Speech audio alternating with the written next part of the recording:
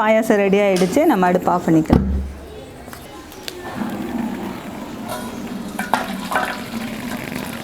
பாரம்பரிய உணவு பிரியர்கள் அனைவருக்கும் வணக்கம். நீங்கள் பார்த்துட்டு இருக்கிறது ஃபுட்டி தமிழா சேனல். நான் உங்கள் உமா முருகேசன். இன்றைக்கி நம்ம இந்த வீடியோவில் என்ன செய்ய போகிறோன்னு பார்த்தீங்கன்னா, இந்த வாரம் ஃபுல்லாகவே நம்ம கிருஷ்ணா ஜெயந்தி ஸ்பெஷலாக நம்ம வந்து தட்டை, முறுக்கு, சீடை, அவுள் லட்டு எல்லாமே நம்ம பார்த்துருக்கோம். அடுத்தது பார்த்தீங்கன்னா, கிருஷ்ணருக்கு ரொம்ப ரொம்ப பிடித்தமான அவல் பாயாசம் எப்படி செய்கிறதுன்னு ஃபுல்லாக இந்த வீடியோவில் சொல்லியிருக்கேன். வீடியோவை கடைசி வரைக்கும் பாருங்கள். ஃபுட்டி தமிழா சேனலுக்கு சப்ஸ்கிரைப் பண்ணலைன்னா சப்ஸ்கிரைப் பண்ணிக்கோங்க. வாங்க வீடியோக்குள்ளே போகலாம். வீட்டு முறையில் தயாரிக்கப்பட்ட அனைத்து மசாலா பொருட்களும் ஃபுட்டி தமிழா சேனல் மூலமாக நானே என் கைப்பட வறுத்து தரமாகவும் சுவையாகவும் நான் கொடுத்துட்ருக்குறேன். இது சாம்பார் பொடி, ரசப்பொடி உட்பட 10 வகையான மசாலா பொடிகள் நான் கொடுத்துட்ருக்குறேன். இது தேவைப்படுறவங்க கீழே இருக்க கான்டாக்ட் நம்பருக்கு வாட்ஸ்அப் பண்ணுங்கள். ஆல் ஓவர் இந்தியா நம்ம கொரியர் மூலமாக அனுப்பி வைக்க முடியும். அவல் பாயாசம் செய்ய தேவையான பொருட்கள்: வெள்ளை அவல் 1/2 கிலோ, சர்க்கரை 1/2 கிலோ, பால் 1/2 லிட்டர், முந்திரி 50 கிராம், திராட்சை 50 கிராம், ஏலக்காய் பொடி 1 டீஸ்பூன், நெய் 50 கிராம்.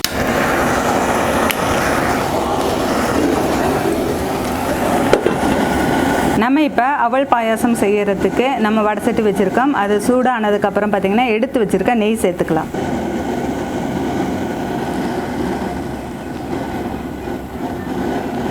நம்ம எடுத்து வச்சுருக்கிற முந்திரியை நம்ம வந்து வறுத்து எடுத்துக்கலாம். அதுக்கு வந்து முழுசாக இருக்க முந்திரி அதை கொஞ்சம் அப்படியே உடச்சிக்கலாம்.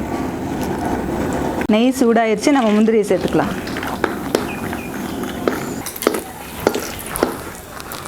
முந்திரி வந்து வறுபட்டுருச்சு, நம்ம எடுத்துக்கலாம்.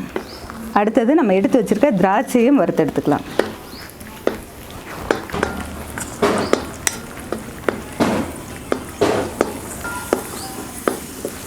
திராட்சையும் பார்த்திங்கன்னா நல்லா உப்பி வந்து வறுபட்டுருச்சு, அதையும் எடுத்துக்கலாம். அதே நெய்யில் நம்ம எடுத்து வச்சுருக்க அவலை சேர்த்து நல்லா வறுத்து எடுத்துக்கலாம்.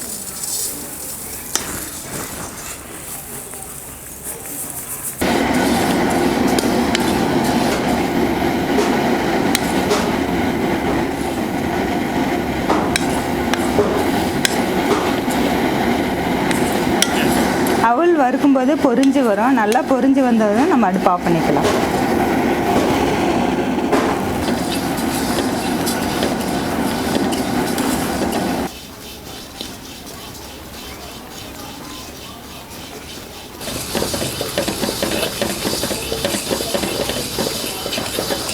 அவல் வந்து வறுபட்டுருச்சு, நம்ம வந்து அடுப்பு ஆஃப் பண்ணிக்கலாம்.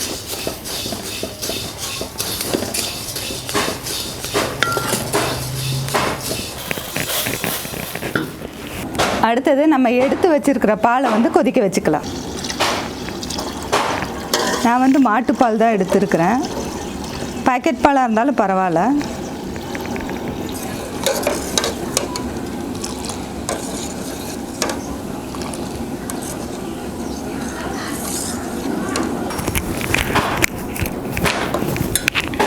பால் கொதி வந்துருச்சு, நம்ம வறுத்து வச்சுருக்கிற அவலை சேர்த்துக்கலாம்.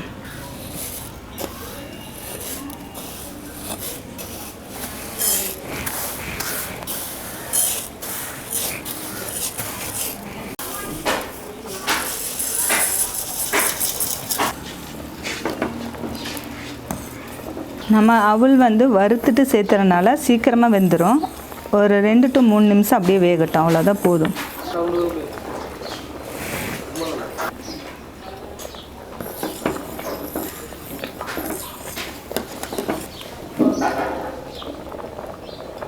இப்போ அவல் வெந்துருச்சு, நம்ம வந்து இப்போ எடுத்து வச்சுருக்கிற சர்க்கரையை சேர்த்துக்கலாம்.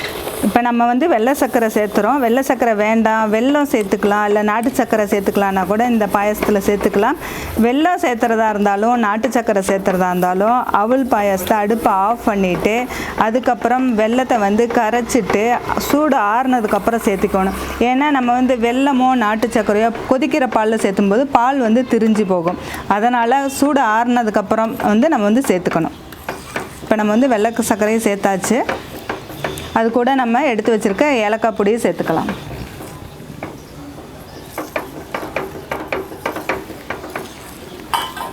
இப்போ வந்து பாயாசம் ரெடி ஆகிடுச்சு, நம்ம அடுப்பு ஆஃப் பண்ணிக்கலாம். நெய்யில் பொரித்து வச்ச திராட்சையை சேர்த்துக்கலாம். நெய்யில் பொரித்து வச்ச திராட்சையை சேர்த்துக்கலாம். அடுத்தது முந்திரியை சேர்த்துக்கலாம். இப்போ எல்லாமே நல்லா கலந்துட்டு பாயாசம் சூப்பராக ரெடி ஆகிடுச்சு நமக்கு.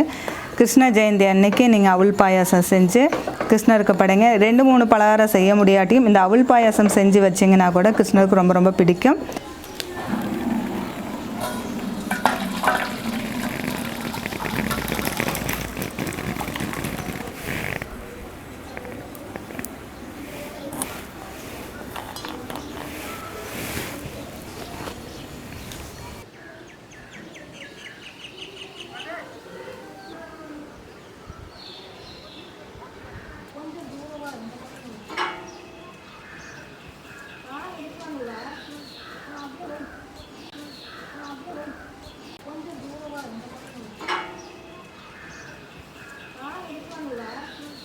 இந்த வாரம் பூராவும் பார்த்திங்கன்னா நம்ம கிருஷ்ண ஜெயந்தி ஸ்பெஷலாக அவல் லட்டு, இனிப்பு சீடை, உப்பு சீடை, முறுக்கு, தட்டை இதெல்லாம் செஞ்சு முடிச்சிருக்கோம்.